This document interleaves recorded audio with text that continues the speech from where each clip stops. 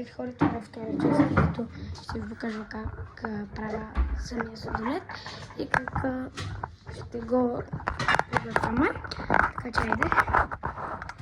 Сега мама изважда блендера. Ето. Блендера. А къде има капака? Не знам.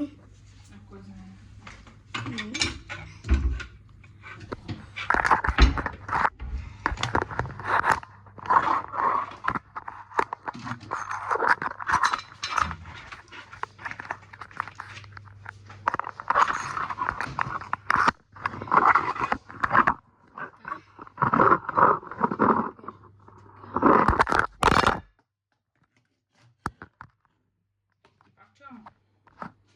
Става така, мамо. Дай да направи. Това щупено е.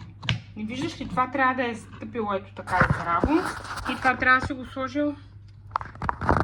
Ето така. Не се прави така. А как се прави?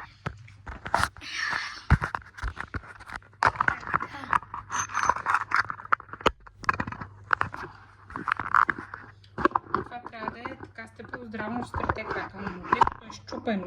Как на чичирите? Трите, добре. Ето, не става, не се задържа. Щупил си го.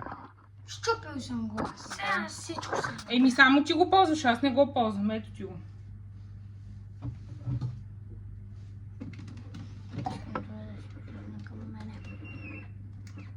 Значи слагаш зеленчуците, Какви зеленчуци?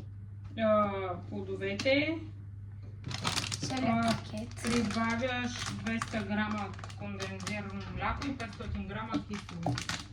Ето. Кондензирано, това е половината трябва да сипаш. Ето ти кисело. Ти ще ми кажеш.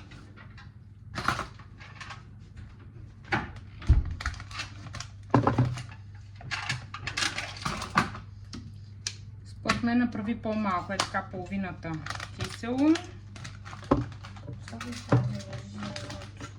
И ако ти харесаш, е кондензирано. Карай.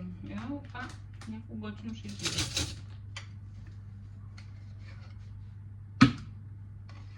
Изглежда като да не казвам. Ето. Айде. Дай слагам го раз. Целият пакет ли? Не. Стига толкова. Бъркай. Така още малко. Дай да го сложим отдолу.